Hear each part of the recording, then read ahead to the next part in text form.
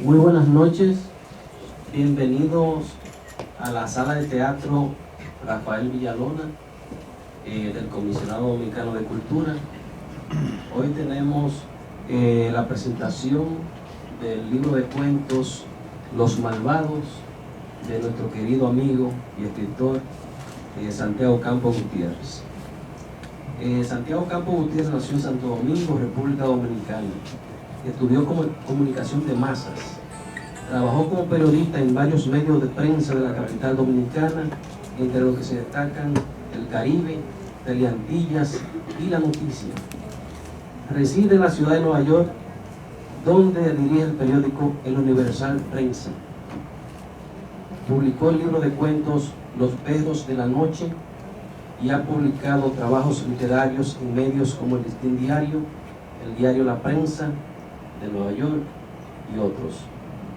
Algunos de sus cuentos forman parte de diferentes antologías como Historias de Washington High, Los Nuevos Caníbales, Voces de Ultramar y Viajeros del Rocío. Ha recibido varios reconocimientos, entre ellos mención de honor del Premio Internacional de Cuentos Casa de Teatro de Santo Domingo.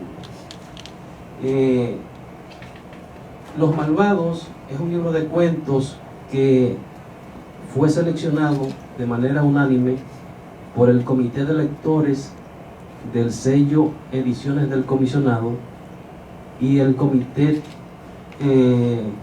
expresó lo siguiente: es un libro donde se maneja magistralmente la psicología de los personajes y se examina la parte más oscura del hombre. Aunque la mayoría del conjunto está conformado por textos realistas, aparecen algunos cuentos con elementos fantásticos, como título El caballo de algodón. La prosa fluye y los cuentos están bien estructurados. Sobre lo que es el sello Ediciones del Comisionado, el profesor Miguel Aníbal Perdomo le va a dar unos detalles. Buenas noches. La colección Ediciones del Comisionado fue creada en 2005 por la gestión del doctor Franklin Gutiérrez y continuada procurando ampliar el programa de publicaciones de la institución en beneficio de autores dominicanos residentes en Estados Unidos y Puerto Rico, muchos de los cuales han estado en el anonimato. La colección ha sido mejorada en calidad de edición y en número de publicaciones. Desde 2014 cuenta con el respaldo de la Editora Nacional del Ministerio de Cultura, entidad que publica 3 obras cada año de escritores dominicanos que residen en Estados Unidos o Puerto Rico. Además, el comisionado firmó un acuerdo de colaboración con la editora de la Universidad Autónoma de Santo Domingo para apoyar la colección. Bajo este sello, que ha publicado las obras Quiero ser poeta en el 2005, muestra poética de los participantes en el taller Escritores a Domicilio ofrecido por el comisionado en la escuela Dual Language Middle School, impartido por el escritor Rubén Sánchez Félix y la profesora Olivia Sánchez. Antología 1 del taller literario del comisionado 2010 de Miguel Aníbal Perdomo, Noches de Vino y Rosas, la antología 2010 de Ibelice Faní y José Segura, La Huella de Manuela 2011 de Augusta Eunice Castillo Amat y Máscaras Errantes, antología de dramaturgos dominicanos en Estados Unidos 2011 de Dinora Coronado. Nuevos libros que enriquecen el sello Ediciones del Comisionado son Cadáveres para el Tiempo, poemario en prosa de Jimmy Valdés, Antropología de las Ideas, libro de ensayo de Esteban Torres, La Flama Magna, libro de ensayo de Jochi Herrera, y El Sueño de un Gran Marinero, cuento infantil de César Sánchez Veras. Hoy contamos con la publicación de Los Malvados, obra seleccionada en el 2015. Profesor, usted tiene la amabilidad de darle el micrófono a nuestro querido escritor. Santiago, en el cuento El Otro Amigo, que narra una venganza,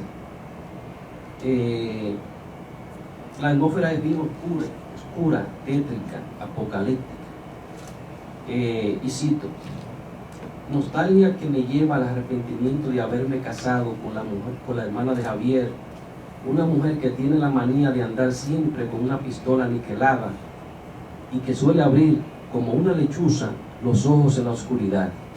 Una mujer que una vez dijo que era la inquilina de la vida y la muerte. Te pregunto, ¿te apasionan estos temas violentos o solo intentas mostrar la realidad de una manera más cruda?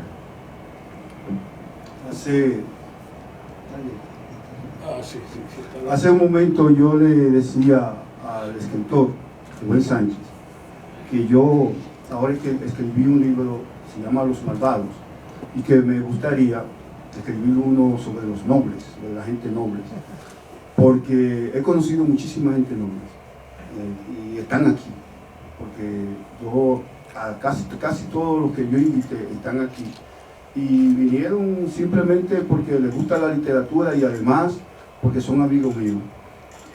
Mucha gente noble hay en este mundo. Sin embargo, dicen que a veces los periodistas, porque aparte de escritor yo soy periodista, y también el escritor es una especie de reportero de la vida, como dicen, del mundo, generalmente trata refleja muchas veces lo más negativo, porque el ser humano es un poco paranoico, en el sentido de que siempre persigue la cosa negativa como un reflejo de lo que muchas veces lleva en su alma. Entonces uno tiene la tendencia a reflejar esas cosas negativas que uno ve, porque el escritor es básicamente un observador, y entonces uno observa cosas del ser humano en términos generales, lo analiza y lo lleva a la ficción, que no es más que una expresión un poco exagerada de la realidad. Pero yo creo que también la gente noble no da buenas historias, ¿tú no crees? Bueno, podría darla, porque hay algunos escritores que se dedican a decir las cosas nobles de la gente, pero casi siempre a la gente le interesa más, al público en términos generales, le interesa más esas cosas negativas, ese lado oscuro del ser humano. Déjame hacerle una observación. Entonces, Santiago, a la luz de lo que dice, tú ves la realidad y a los seres humanos un poco como el periodista. Estás siempre como acechándolos para ver de dónde fallan, ¿no? Y denunciarlos. Pareces como un narrador malintencionado, ¿no? Bueno, no necesariamente, en el sentido de que a veces hasta uno mismo se observa, porque muchas veces se confunde y a veces la gente tiene razón, que uno narra en primera persona y la gente dice, ese eres tú. A veces uno refleja la misma cosa que siente, porque a veces hasta uno mismo es negativo. Entonces uno como escritor quiere situarse por encima, omnisciente, como dicen, por encima de los demás seres humanos, y somos todos seres humanos. Uno lo que es prácticamente, quizás por la habilidad que tiene o la destreza, lo que hace es convertirse en un reportero de esas cosas. Como cuando tú ves un crimen, tú eres reportero, tú ves que un crimen en la calle, bueno, pues tú lo reportas. Aunque ahora mismo casi media humanidad es reportera a través de las redes sociales. Y yo creo que son los mejores reporteros que hay ahora mismo, los teléfonos y esas cosas. Pero narrar en primera persona, si alguien te ha dicho que te ha confundido contigo, si te dicen que eres tú, es una ventaja también, porque precisamente el narrador de primera persona lo que quiere es que la persona se identifique con ese narrador, y a veces lógicamente te confunden con él, porque lo que narra es de una manera tan vívida que la gente dice, wow, esto me pasó a Santiago. Claro, dicen que el individuo más mentiroso del mundo es el escritor, puesto que es un mentiroso muy bueno, puesto que hace que le crean las cosas que dicen. Sin embargo, cuando de verdad la gente cree lo que el escritor dice, a sabiendas de que es ficción, de que es mentira, pues creo que es el éxito más grande que puede lograrse. Muchas veces me ha pasado eso, que la gente dice, oye, pero eso es verdad. Y hay cosas que a veces ocurren en el mundo que la gente dice que es ficción o que es mentira. Por ejemplo, yo ahora publiqué en el periódico Universal, en primera página, publiqué un trabajo, un reportaje que dice en África, el que nace, es una desgracia nacer albino en África, porque tan pronto la persona, el albino crece hasta la edad de 17 o 15 años, le cortan los brazos y las piernas para convertir los huesos en polvo que sirve de elemento de brujería para ciertas tribus. Y la gente me preguntaba, pero eso no puede ser verdad. Sin embargo, es verdad. Santiago, yo siento que tú tienes un dominio especial de suspenso. Y un ejemplo de ello es el cuento El Cubículo. Cuando uno lee el principio, desde el principio del cuento, nos intriga qué sucederá después con el personaje, y el texto nos lleva a leerlo hasta el final. Y cito: el señor Rivas terminó de almorzar, puso los envases desechables en una bolsa plástica y lo tiró al zafacón. Se dirigió a su escritorio, tomó un teléfono móvil y vio el mensaje: preséntese a la oficina principal mañana temprano. Diablos, ¿qué será?, pensó. Leía una y otra vez el texto cuando uno de los supervisores llegó y le dijo con énfasis: el jefe te quiere hablar. El suspenso, bueno, todos saben que es un recurso literario cuyo objetivo principal es mantener al lector a la expectativa, ¿verdad? Generalmente en un estado de tensión. ¿Cómo tú logras esto? Es decir, ¿algún autor que te sirvió de base, te influyó, tuvo algún tipo de influencia en ti para que tú lograras manejar el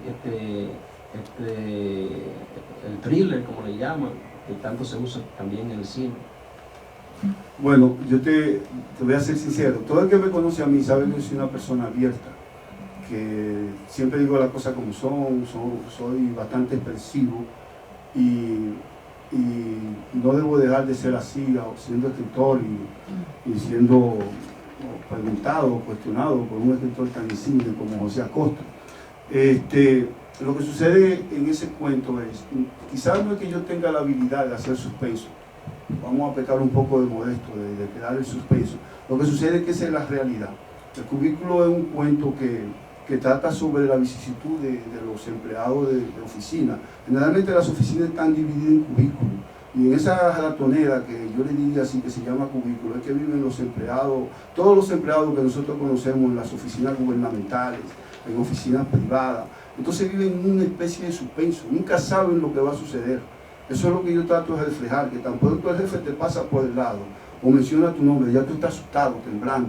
O sea, hay un susto constante, viven en un constante estrés. Es una cosa increíble. Ese cuento a mí me llegó muchísimo cuando lo escribí, porque realmente lo viví, porque yo veo como que vive la gente. Por eso digo que el escritor es un observador de situaciones del común vivir. Entonces uno trata de reflejarlo.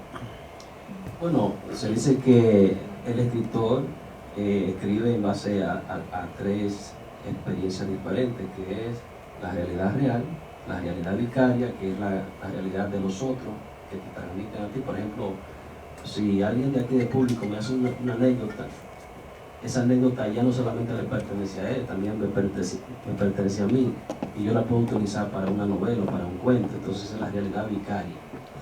Y la imaginación. Entonces tú te consideras un escritor que tiende más a la realidad real. Bueno, a uno casi no le gusta hablar de sí mismo, pero obviamente el escritor también utiliza muchísimo la imaginación, porque a los elementos, bueno, dicen algunos escritores como Octavio Paz, que ya todo está ahí. Tú lo único que utilizas es la herramienta, el lenguaje como herramienta, y convierte el lenguaje en arte.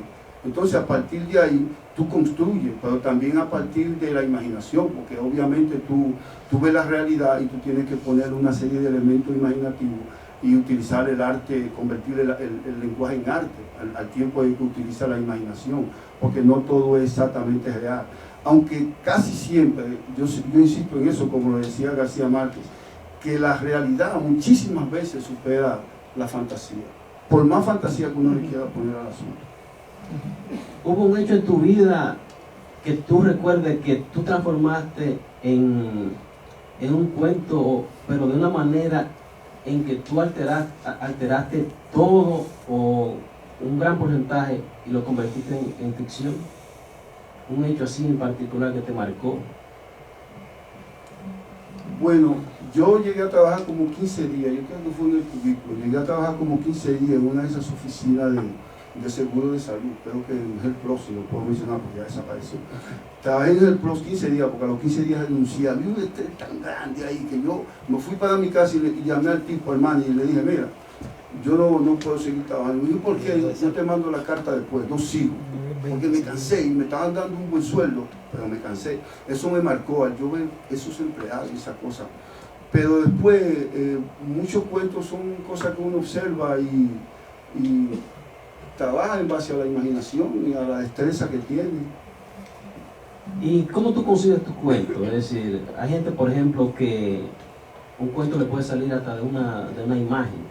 Si ven, por ejemplo, a alguien parado en el vano de una puerta y esa imagen le da como la primera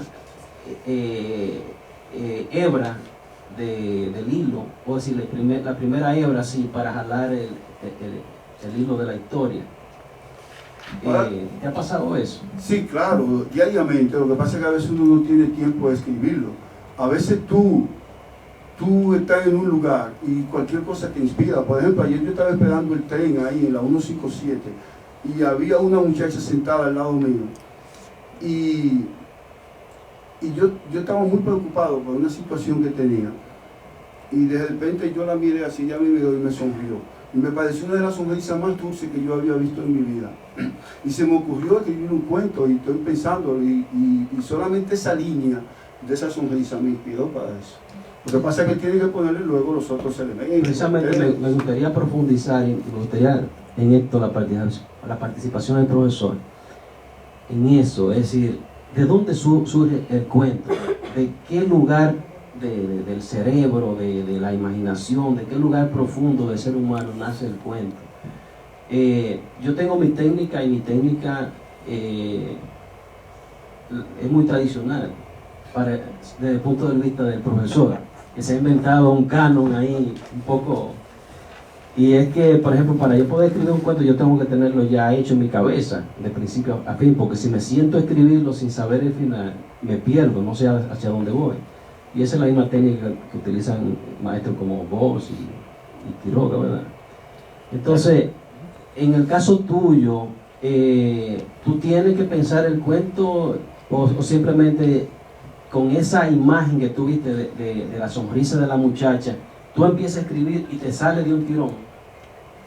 No necesariamente, porque lo que pasa es que a veces hay que ser un escritor profesional para que te salga de un tirón. Profesional quiere decir que tú estás 24 horas en eso. En el caso mío yo no estoy 24 horas en eso porque tengo otro que hacer. Yo tomo la idea, la escribo en el teléfono, en el bloque de notas, y después me siento a escribir. Pero espérate. Pero tengo toda la Cuando idea. tú escribes esa idea, ¿qué tú escribes? Porque en un bloque de notas quizás te quepan 3 líneas. Tú escribes, por ejemplo, quiero escribir un cuento sobre una muchacha que tiene una sonrisa dulce. Lo que pasa y por ahí, ¿qué sigue? Lo que pasa con un cuento es como son los mismos cuentos que hace la gente en la calle, que tiene que pasar algo para que a la gente le interese. O sea, tú escribes la línea, pero eso no es suficiente, tiene que pasar algo. Ahí es donde funciona la imaginación. O sea, inmediatamente tú partes de la sonrisa, pero algo debe pasar. O sea, puede ser trágico, puede ser que la muchacha se encuentre con un novio que la desprecie, que le escupa en la cara, puede ser que de repente ella se pare en frente al tren y alguien la empuje. O sea, tú tienes que buscar un elemento que puede ser violento, puede ser romántico, puede ser de cualquier naturaleza. O tú puedes partir incluso el público que está aquí. A partir de ahí se puede hacer un cuento. Julio Cortázar fue a ver una obra de teatro que resultó ser un desastre. Y entonces a partir de ahí él hizo un cuento. O sea, porque hay situaciones que se dan que luego, quizás no ocurrió eso, pero él se inspiró en el público y creó un desastre que ocurrió en la sala de teatro. Pero cuando usted siente escribir, ¿ya tú tienes el cuento hecho o solamente tienes la idea? No, ya yo lo tengo todo aquí. Cuando yo, vamos a pasarle al profesor. Yo tengo la idea de inmediatamente, para que el profesor tengo la historia un completa aquí. La misma tuya. Bueno, yo estaba por preguntarle a Santiago, no exactamente lo que José preguntó, pero va por ahí. Y es una pregunta que es un lugar común que se le hace al escritor. Por ejemplo, ¿qué aspecto, o sea, qué es lo que te mueve a ti a la escritura? Para algunos escritores parece una pregunta tonta, pero para mí no lo es. Lo mismo que hay escritores que dicen que la literatura los ayuda a escribir, pero hay otros que dicen que no, lo cual me parece a mí un poco de hipocresía, porque hay un escritor, creo que era uruguayo, no recuerdo el nombre exactamente, que decía que la literatura no le ayudaba a nada. Sin embargo, cuando se estaba muriendo en los últimos meses, se pasó todo el tiempo leyendo novelas, a veces muy ligeras, quizás para espantar la muerte. Es decir, que esas novelas lo ayudaban a morir bien, ¿no? Ni siquiera a vivir bien, a morir bien. Pero con respecto a lo que José está aludiendo, y es parte de una conversación entre él y yo, porque, por ejemplo, Santiago escribe como los grandes maestros. Yo, como no soy un maestro, escribo como me da la gana. Y estoy escribiendo cuentos de manera diferente, e incluso escribí ya un decálogo donde yo expreso esas ideas un poco extravagantes. Y José me dijo que él va a escribir ahora un decálogo, y el primer mandato o mandamiento de su decálogo será: no hagan caso de lo que dice el profesor Perdomo en su decálogo. Pero fíjese, puede dar resultado, y contrario a lo que creen los grandes escritores como Borges y Quiroga, por ejemplo, no sé si Poe, que uno debe tener, Borges también, uno debe tener el comienzo y el final de un cuento antes de sentarse a escribirlo.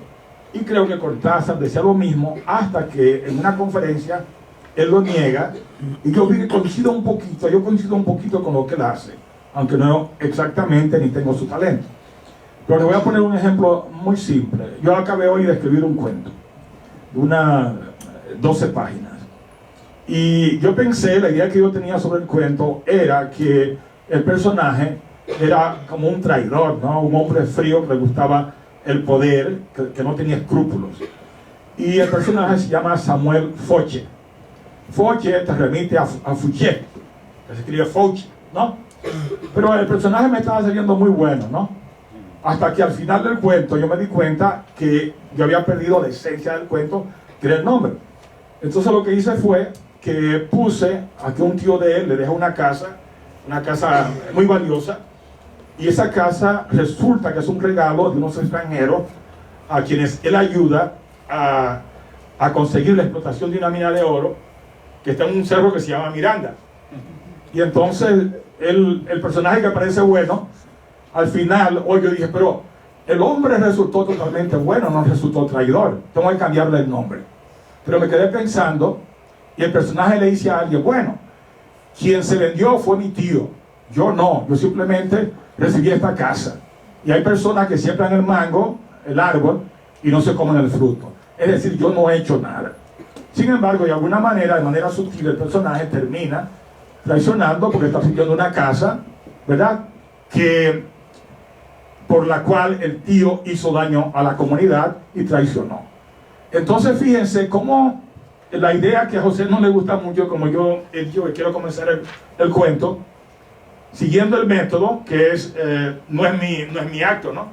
No voy a hablar más por ahora, pero yo creo que puede resultar. Pero Santiago sigue otro camino. Santiago, ¿y a ti te ha pasado eso, que un personaje quizás bueno dentro de la idea del cuento que tú tenías se te torna malo o traidor o desarrolla algún tipo de virtud o defecto dentro de tu narrativa? Déjame ver si yo entiendo lo que ustedes plantean. Yo lo voy a decir de este modo. Hace algún tiempo yo vi una película que trata de eso. Me parece que ustedes tratan de decir el asunto de que a veces uno desecha personajes o desecha una... O el personaje te revela. Te revela. Sí, muchas veces uno los rechaza. Yo vi una película, le decía hace un tiempo, en el que trata de diversos cuentos y novelas, que los diversos cuentos, novelas y personajes que los autores rechazaron y tiraron al zafacón. Entonces esos personajes, de acuerdo al guionista, se convirtieron en figuras, en personajes en otro mundo, y comenzaron a crear muchísimos problemas. O sea, nunca desaparecieron, se convirtieron en monstruos. A mí me parece que, conforme a esa misma película, a todos los autores nos pasa eso. O sea, que de algún modo los personajes se revelan, de algún modo también uno los rechaza, lo cambia los nombres, echa las cosas a un lado. O sea, ese es el proceso de la escritura realmente. Pero estás hablando del cuento. No, del cuento y del cuento, de la novela, cuando se escribe generalmente pasa eso, le pasa a la mayoría de los autores. Santiago da muestra de gran imaginación creadora en el cuento Vías de Palabras, donde un niño al que le regalan un carro de juguete convierte un lugar de su casa en una pequeña ciudad, pero a esa ciudad de fantasía, levantada con frascos de pastillas, cuchillos de mesa y libros de actores famosos, le falta algo: estar demasiado en paz. Por eso el niño se inventa un policía que lo persigue ante la mirada desconcertada de sus padres. Cito: el muchacho estaba tan concentrado que no la escuchó, y pronto supimos que tomaba la decisión de alejarse de la ciudad, corriendo a lo largo de las vías ferroviarias.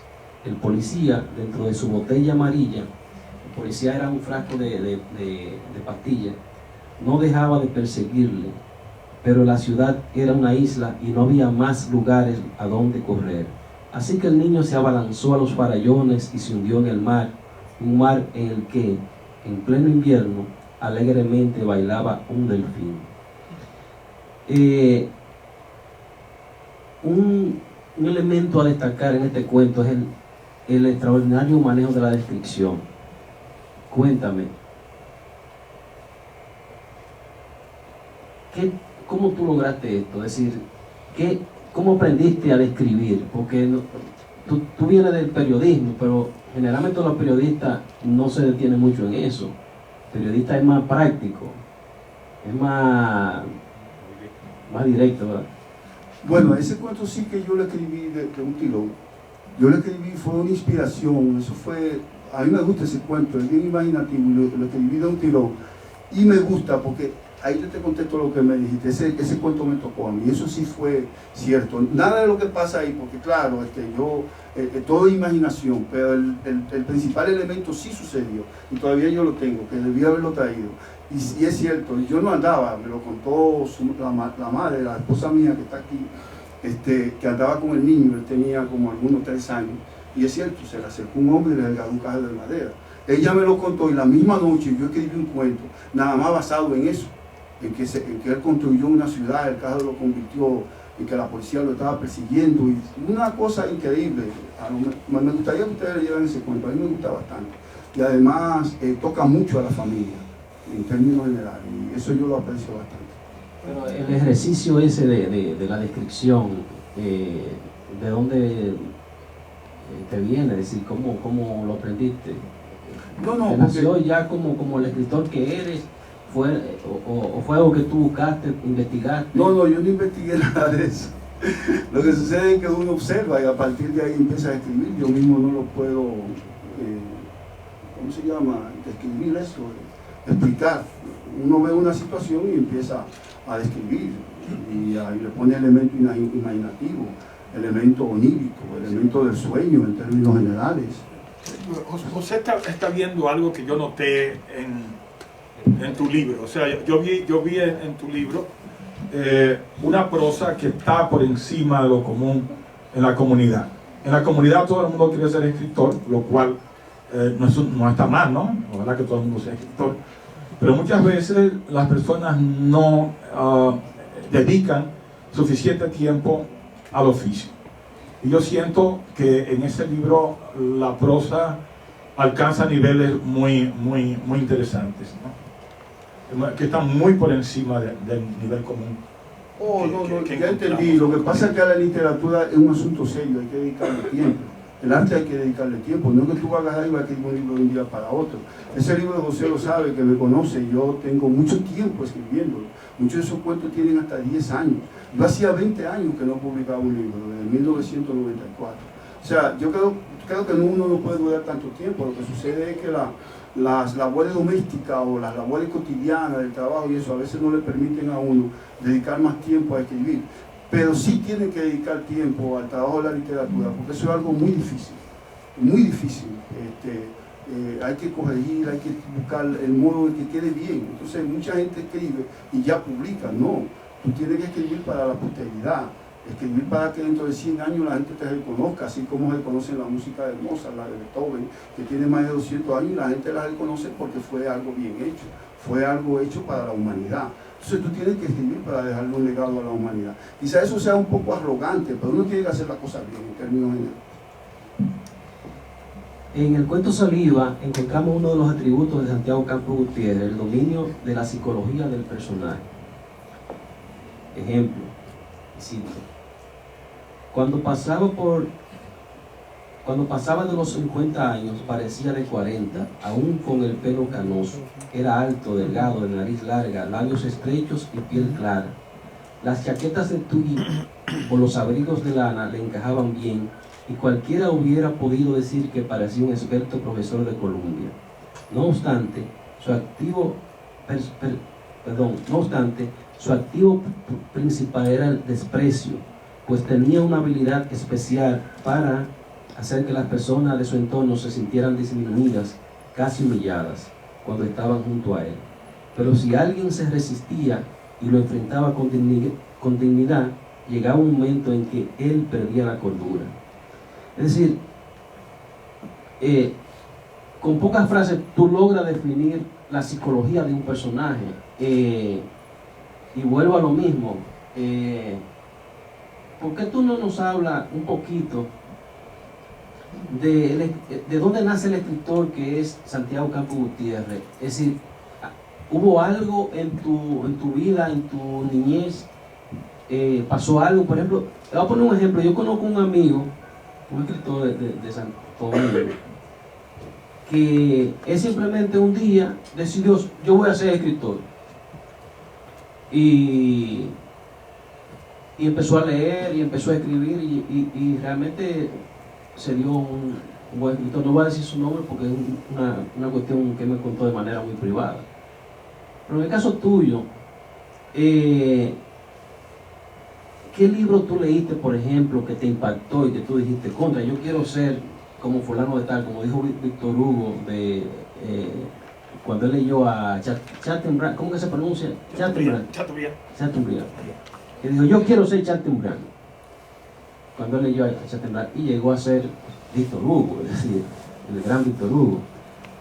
¿Pasó eso contigo? ¿Hubo un libro que te marcó, un conjunto de obras o un autor que tú seguiste y hasta buscar todos los libros en tu infancia, en tu escuela, a un profesor que te guió, qué sé yo? Bueno, yo te decía que esto de la literatura es un asunto serio. Hay que tener cierta formación, sea académica o de la lectura. Yo empecé a leer cuando tenía como 9 años. Yo soy de la capital y yo visitaba una biblioteca que se llama Fernán Tavares, que estaba en la Teniente Amado, casi esquina Duarte.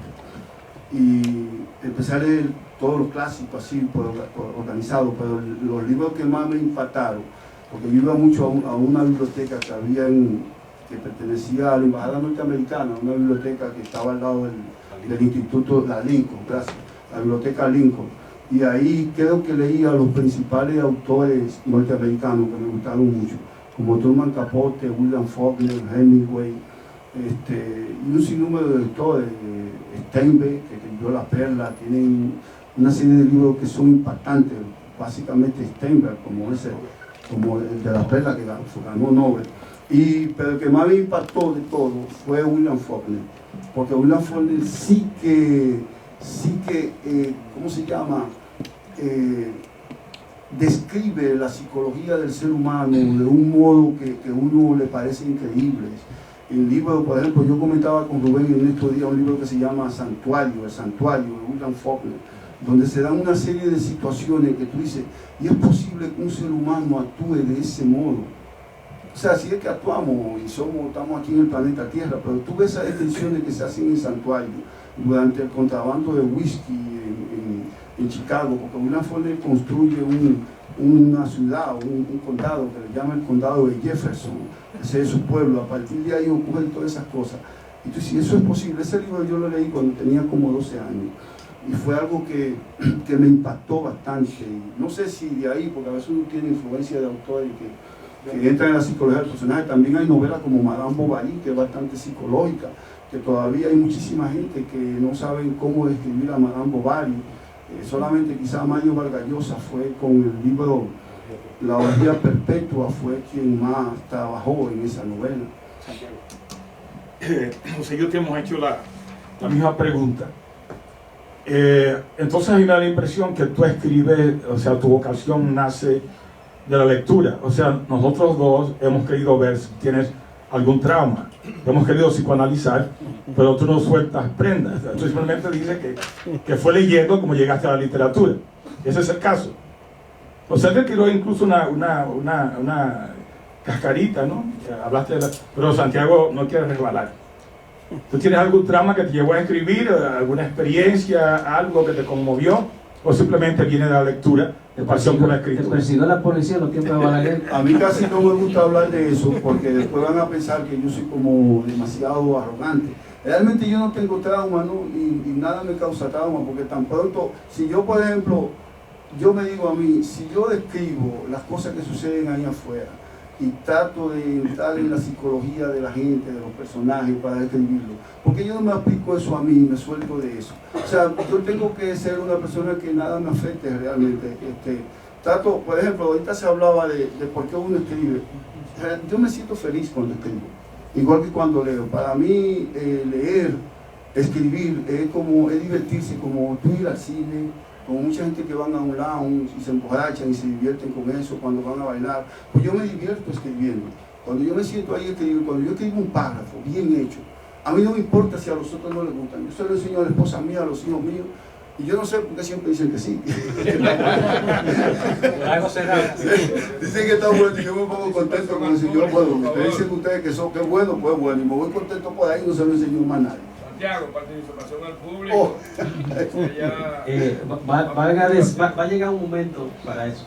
Vaga decir que la señora de Santiago es una excelente lectora. Uno de los cuentos que más impresionó al comité de lectura fue El caballo de algodón. Y ellos catalogaron el cuento como fantástico. Para mí es un cuento más bien metafórico, si existe esa categoría. Voy a leer un fragmento. Dice: eran como difuntos y habían sido aglutinados en un parque. Despedían el característico tufo de barcos viejos cubiertos de musgo, algas, residuos de medusas putrefactas y amarillentos papeles salvados de la torrilla. La gente pasaba, echaba una mirada y seguía caminando. Parecían objetos inservibles, aunque yacían junto a una pérgola bajo la sombra de un edificio gris. Ahí tú estás hablando de libros, es decir, pero tú haces una metáfora con esto que parecen como si fueran cadáveres. ¿Tú no podías hablar un poquito más de ese cuento? Sí, antes de entrar a ese tema, yo quiero hacer un pequeño paréntesis. Generalmente las actividades literarias y de lectura requieren de cierta solemnidad, porque la literatura es algo muy serio y requiere ese acto solemne. Eso es algo así, y parece una comparación un poco traída de los cabellos. Pero, por ejemplo, en la Ilíada se da una situación en el que Aquiles mata a Héctor, un personaje de la Ilíada, ¿verdad? Aquiles mata a Héctor, y Aquiles pasea el cadáver de Héctor por todos los lugares, y se burla del cadáver, y lo pisotea. Y el papá de Héctor, Eneas, va y le pide, el gran Eneas, que es el rey de Troya, va y le pide a Aquiles, entrégame el cadáver para nosotros hacer un homenaje, porque la muerte requiere de cierta solemnidad, requiere de cierto honor. Ya que tú te moriste, hay que honrarte. Necesitamos honrar la muerte de esto. Eso pasa con la literatura, que entre cada año un día uno publica un libro, entonces se requiere de la solemnidad del público que lo atienda a uno. Sin embargo, esta invitación que yo hice personalmente, la mayoría son amigos míos y no me gustaría que se fueran, y de verdad yo de todo corazón le agradezco a todos. Me gustaría mencionar el nombre de cada uno de los que están aquí porque son amigos de hace 30 años o de hace más de 30 años. Por ejemplo, Marino Mejía y yo tenemos una amistad de hace como 42 años por lo menos 42 años. Él vivía por allá. Sí, no, tengo que darle algo, pero yo tengo mi edad también. O sea, todos son amigos míos aquí. Por eso yo le pido que la solemnidad que requiere la actividad, pues, ¿usted entiende? Hay un programa que se va siguiendo. A los amigos de Santiago, esta es una puesta en circulación. O sea, no es un acto privado entre amigos, es un acto público. Y una puesta en circulación no es para que el público opine. El público no ha leído el libro probablemente, ¿no? Entonces, ¿cómo puede opinar? En una puesta en circulación se presenta el autor. Un momento.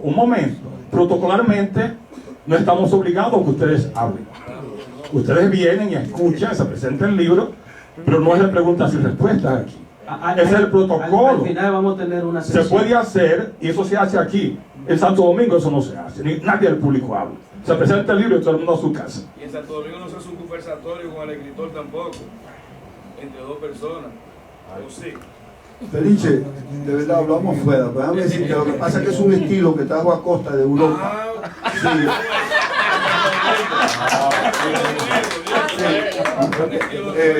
Acosta estuvo en Europa, vio ese estilo que se aplicó allá y así conoce más al autor. Hagan preguntas al público. Sí, pero eso es cuando se termine. Él vio ese estilo y se está aplicando aquí, que es nuevo.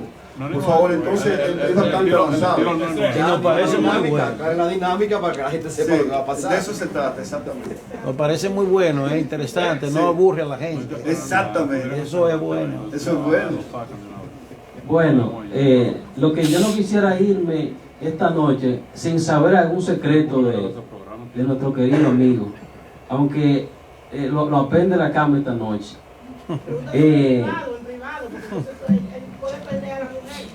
Precisamente. Y Los Malvados, que es el cuento que le da título al libro, que precisamente es un cuento muy antologado y prácticamente es un sello de que nuestro querido amigo escribió ese cuento, es decir, es como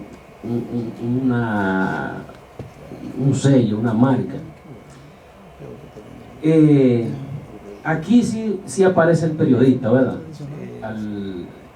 El hombre ya ducho en esos estreos periodísticos de buscar la noticia y ese tipo de cosas. Y también el estilo es muy de Hemingway.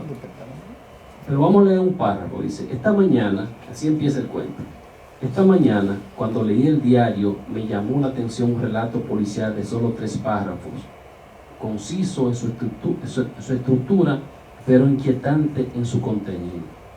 Se refería a un hombre de configuración robusta a quien habían encontrado muerto entre cartones, periódicos y chatarras en un terreno baldío de Jenny Street y Vice Avenue. Decía la reseña que el pobre hombre guardaba $480 entre su ropa y allí casi terminaba la información. No era tan importante, solo parecía aludir a un vagabundo que extrañamente llevaba cierta cantidad de dinero. Y por ahí sigue el cuento. Aquí está el narrador periodista. Bueno, ahí es donde yo creo que Venus está el narrador periodista. De verdad que sí. Explícalo. Sí, antes que nada, déjame decirte que hace un tiempo, yo creo que hace como 10 años, me invitaron con unos profesores de City College para que explicara ese cuento. Y uno de los profesores me preguntó que por qué yo describo tanta violencia, por qué hay tanta violencia en ese cuento. Lo que pasa es, ese cuento yo lo escribí en 1989. Y ustedes recuerdan muy bien que los años 80 eran extremadamente violentos. Había demasiado droga y la gente era capaz de cualquier cosa por conseguir droga. Por conseguir dinero para comprar droga, para comprar crack. Fue un tiempo súper oscuro en Nueva York. el asunto de los 80, de 1985 como hasta el 91 por ahí, pero sobre todo los 80. Esto yo lo escribí en el 89. Vi algunas situaciones, pero a partir de ahí también trabajó la imaginación. Y claro, aparecen algunas calles que no son tal y como se describen ahí, pero que quiso ubicarlo en un lugar del Bronx donde era bastante violento. Porque una de las cosas que uno debe hacer cuando escribe, y es una cosa que le digo a mucha de la gente que aspiran a escribir, una de las cosas que uno debe de hacer es tratar de que sea creíble lo que uno cuenta, aunque sea la mentira más grande del mundo, que la gente lo crea, y ubicar los lugares, y que la gente diga, oh, pero eso es verdad. A veces se escriben cosas hasta de fantasía, que la gente dice, por ejemplo, el cuento de que es metafórico, el de los libros, que yo hablo, parece como si hablara de tripas y de cosas, y después se va definiendo que es del libro que hablo, pues yo lo ubico en un parque, y ubico a un tipo que lo está vendiendo, o sea, que parece creíble. Y eso es una de las cosas que por la cual quizás tú dices, eso parece periodístico, porque lo periodístico siempre tiene que obedecer a la verdad. Tanto es así que la gente cree en los periodistas, y la gente no cree una cosa hasta que no sale en los periódicos. Cuando hay un comentario por ahí, la gente dice, y salió en el periódico. En Santo Domingo se acostumbra, y en muchos países, que si alguien se divorcia, hasta que no lo publica en el periódico, la gente no cree que es verdad. O sea, eso salió en el periódico. Por eso todavía los periódicos tienen una serie de códigos, y los periodistas que se sitúan por encima de las redes sociales. La gente puede publicar lo que le venga en gana de las redes sociales, y el público en general no lo va a creer hasta no verlo en un periódico. Eso salió en un periódico de circulación nacional, porque la gente cree en eso. Eso mismo pasa con ese cuento, que se ve como tan de verdad, que la gente dice, oye, es un elemento periodístico. ¿Por qué es un elemento periodístico? Porque corresponde a la verdad. Antes que nada, déjeme decirle que aquí hay un grupo de estudiantes estudiantes de literatura, que trajo el profesor Rubén Sánchez. Hay un grupo aquí de la escuela secundaria, ¿cómo es que se llama la escuela? Sí, ahí está un grupo de estudiantes que resultan muy interesantes, ilustrativos, todas estas cosas que están pasando en estos momentos para ellos. Y les resulta a ustedes también ilustrativo hasta cierto punto, aunque muchos de los que están aquí yo los conozco como bastante duchos en literatura, y que han leído muchísimo, y quizás son, o sea, que les gusta estas cosas, y yo le agradezco a todos los que estén aquí, porque aunque son amigos míos, están aquí no porque solamente son amigos míos, les gusta la literatura. Felinche, que está allá, que tiene un programa de televisión, que somos amigos también de hace 50 años, y hemos pasado por...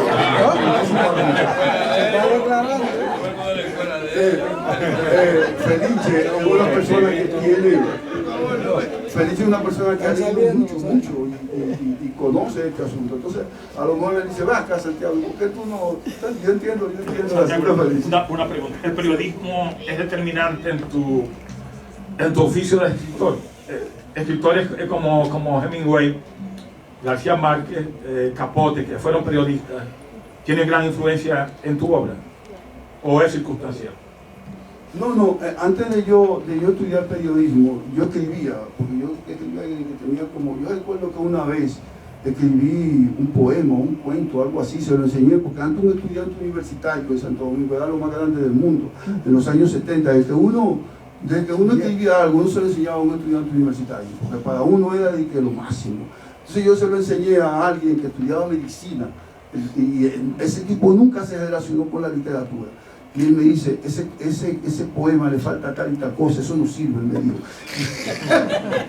Y yo pude ver un estudiante de medicina, yo pude haberme desencantado, pero yo seguí. El asunto de la literatura es algo que a uno le gusta, como usted, yo pienso que si a ti te gusta algo, bueno, pues tú debes desarrollarlo y comenzar por ahí. A mí me gusta la literatura, tengo afición para ello.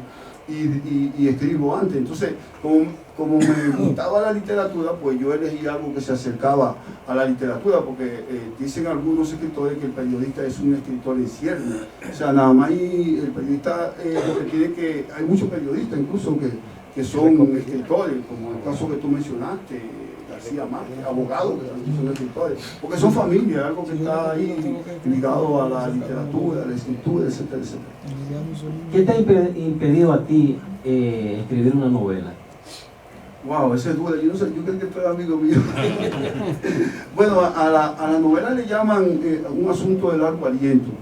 hay que tener paciencia. Yo le he iniciado y tengo algunos capítulos, pues soy como un amigo que nunca termina, pero sí tengo esos planes. Lo que pasa es que para la novela, me parece a mí, hay que tener muchas veces más tiempo que para el cuento, porque se requiere o sea, no solo de más pensamiento, sino de más organización.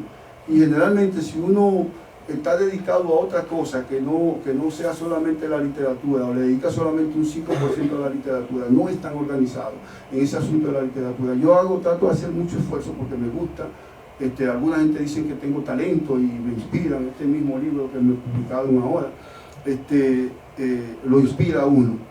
Pero hay que disponer de tiempo y tener la mente para eso. Pero yo creo que sí, que puedo escribir unas cuantas novelas y sueño con eso.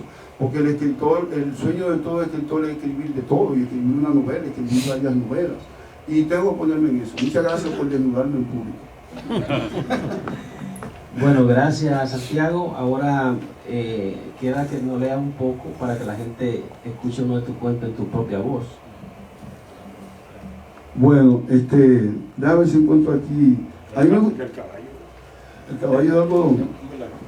Sí, yo voy a leer un cuento que no sea muy largo. Voy a ver si leo.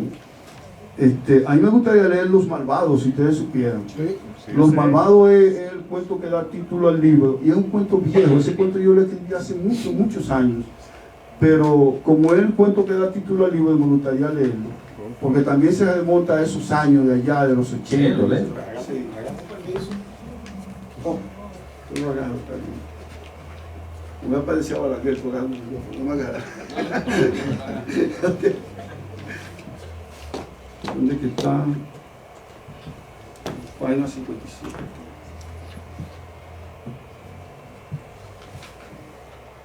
Ok. Dice, esta mañana, cuando leí el diario, me llamó la atención un relato policial de solo 3 páginas. Conciso en su estructura, pero inquietante en su contenido. Se refería a un hombre de configuración robusta a quien habían encontrado muerto entre cartones, periódicos y chatarras en un terreno baldío de Jennings Street y Vice Avenue. Decía la reseña que el pobre hombre guardaba $480 entre su ropa, y allí casi terminaba la información. No era tan importante, solo parecía aludir a un vagabundo que extrañamente llevaba cierta cantidad de dinero. En todo caso, la noticia me hizo recordar un episodio miserable que hasta cierto punto marcó mi adolescencia y parte de mi adultez. Hace muchos años conocí a un sujeto parecido al que describía la información. Se llamaba o lo apodaban Joe, y lo vi por primera vez una noche calurosa de junio, justo en el citado lugar. Mi prima Lucereña, que en paz descanse, me llevó allí y me habló de él. No abundó en detalles, pero lo que me dijo fue suficiente para que supiera que Joe ofrecía lo que él llamaba una diversión particular por unos cuantos dólares. Claro, rápidamente pensé que mi prima aludía a un payaso o artista arruinado del Bajo Manhattan. No obstante, una especie de curiosidad que ahora nombro maligna me obligó a esperar la llegada de Joe hasta después de las primeras horas de la noche. Cerca de allí se levantaban 2 edificios ennegrecidos y en medio del terreno baldío un grupo de hombres y mujeres jóvenes bebían cerveza, fumaban marihuana y oían música ruidosa. Se les veía eufóricos y arrebatados. Pero en fin, como todos los personajes de su índole, Joe apareció de repente. Llamaba la atención por su enorme estatura, porque el lado izquierdo de su zapato derecho era el primero en desgastarse, porque a su mano derecha le faltaba el meñique, y porque su rostro era violentamente impresionante, y enseñaba al mundo unos ojos neutros y grandes, una larga nariz terminada en aletas pequeñas, y una situación corporal tan conmovedora como la de un guerrero abatido. «Es Joe, el moreno», había susurrado mi prima. A unos pasos de donde estábamos, el grupo celebró la llegada de aquel hombre con un coro de risa. «Aquí está Joe», había gritado un muchacho. Joe, quien solía charlar de acuerdo a lo que me había contado mi prima, cuando estaba cerca del grupo, aquella vez guardó silencio. Lucereña me había dicho que esta actitud era el preámbulo de un espectáculo, porque a Joe le gustaba solemnizar los actos que podían suministrarle beneficio. Y en efecto, algunos minutos después, Joe, de modo intempestivo, dice: «Acepto que me peguen bofetadas. ¿Quién me paga $1 por cada una?». Hubo otro coro de risa. La primera parte del espectáculo, susurró mi prima. Rápidamente la mayoría se agrupa alrededor de Job. Alguien le dice que se agache. Creo, si mal no recuerdo, que fue un muchacho de tez morena, de tamaño regular, extremadamente flaco, rostro enfermizo, mirada lánguida. Este chico, a quien llamaban Holly, sacó un fajo de billetes. Unos cuantos de estos serán para ti, pero no quiero maltratar mis manos. Dame con esto, exclama Job, mientras saca de uno de sus enormes bolsillos una pieza de madera delgada pero resistente. Se la entrega al alfeñique, luego añade: no me pegues en el lado derecho, tampoco en los oídos. Recuérdalo, dijo a modo de advertencia, $1 por cada tablazo. Holly tomó la tabla y se inclinó para golpear con energía. Hubo un silencio. Job ladeó la cabeza y ofreció en un gesto aquiescente su mejilla izquierda. Sonó el primer tablazo. La cara de Job cambió de color. No emitió ningún quejido. Más bien, con cierta naturalidad, dijo: $1, diablos. Luego sonaron el segundo, tercero, cuarto y quinto golpe. Job perdía la cuenta. Holly se animaba ante el rostro escarnecido y Job exclamaba: $1, carajo. En tanto el grupo reía, ingería cerveza o fumaba marihuana. Ni siquiera la curiosidad que despertaba mi adolescencia evitó que me sintiera asqueado. Casi obligué a mi prima a que nos fuéramos de aquel lugar, pero volvimos a ver a Job un mes después. Ocurrió en pleno verano, una madrugada tan calurosa que parecía cosernos lentamente. Yo había acompañado a mi prima a realizar un negocio urgente, así había dicho ella, a Jennings Street y Vice Avenue. Durante los días en que rehusé volver allí, supe que Job había sido un ejecutivo de Wall Street, egresado de una de las más prestigiosas universidades del mundo. También supe que frecuentaba los ambientes artísticos y que fue allí donde su vida empezó a deteriorarse entre anfetaminas, barbitúricos y metacualonas. En el lugar todo continuó igual, con la diferencia de que Holly ya no ostentaba el liderazgo del grupo. Un tal Ventura, de narices chatas y ojos saltones, se jactaba de ser el más pícaro y bromista. Yo me distraía mirando al tal Ventura cuando de modo imprevisto veo que se incorpora la figura de Job, quien dormitaba junto a unos arbustos. Veo que empieza a caminar pesadamente hasta acercarse al grupo, cruzar ante mí, y rápido advierto que está gastado y rengo, que lleva inflamado el lado derecho de la cara, que sus dedos presentan nódulos fusiformes, como si la artritis reumatoide los hubiera dañado. Observo además que le brillan los ojos mientras se quita la camisa y saca del bolsillo un cinturón de cuero y dice que por cada $1 podía tolerar un golpe de correa. Apenas lo miraron y algunos con burla sonrieron. Mi prima conversaba con el tal Ventura acerca de unas penicilinas y Job abandonó el solar, pero volvió rápido blandiendo un bate de aluminio. $5, dijo, por cada batazo. En modo alguno resultaba asombrosa esta oferta, a pesar de que era la primera vez que Job la pregonaba. En otras ocasiones, cuando Holly o cualquiera de los otros muchachos lo abofeteaban y no lograban divertirse mucho, rogaban a Job en tono de aburrimiento que buscara un palo o cualquier otra cosa, de modo que pudieran darle una verdadera golpiza. Y claro, ahora que Job mostraba el bate, habría motivo de risa por mucho tiempo. Ventura se había apartado del grupo. Está bien, muchacho, dijo Ventura, engolando la voz, te ganarás $60. Como próximo a donde estaba el grupo se veía una bodega cuyo alumbrado exterior permitía ver mejor la escena. Job fue conducido hasta allí. A través de la vidriera se observaban latas amarillas, dentífrico y alcanfor. Y Job se acomodó junto al escaparate, apoyando las manos y la cabeza sobre el bastidor que soportaba el vitral. Dijo, solo por las nalgas. Todos ubicados en lugares clave para disfrutar del espectáculo. El tal Ventura se puso en guardia. Job le había entregado el bate de aluminio, en el cual reverberaban luces de neón procedentes de la bodega. Ventura respiró profundamente y se inclinó un poco. Aceptó un golpe seco y preciso. A José le descompuso el rostro. Se estremeció, pero volvió a la postura anterior como si nada hubiera pasado. Rómpeme todo, yo sí que sé ganar dinero. Exacerbado por estos gritos, a Ventura le brillan los ojos, ríe sin parar, echa baba, suda, golpea una y otra vez. Job se dobla, se desquebraja la vidriera, la algarabía crece. Job queda inerte entre latas amarillas, alcanfor y dentífrico. En uno de los bolsillos del pantalón de Job, Ventura mete más de $50. Aquella vez me alejé del lugar y nunca más volví a saber de Job. Ahora, muchos años después de aquel triste episodio, solo me resta recordar que la realidad es, algunas veces, terriblemente armoniosa y prácticamente anacrónica. La penúltima línea de la nota policial decía que al hombre le infligieron 48 puñaladas. Lo malo de esta noticia es que ni siquiera informa cómo se llamaba el hombre, ni si era conocido por algún alias o sobrenombre. ¡Qué caray!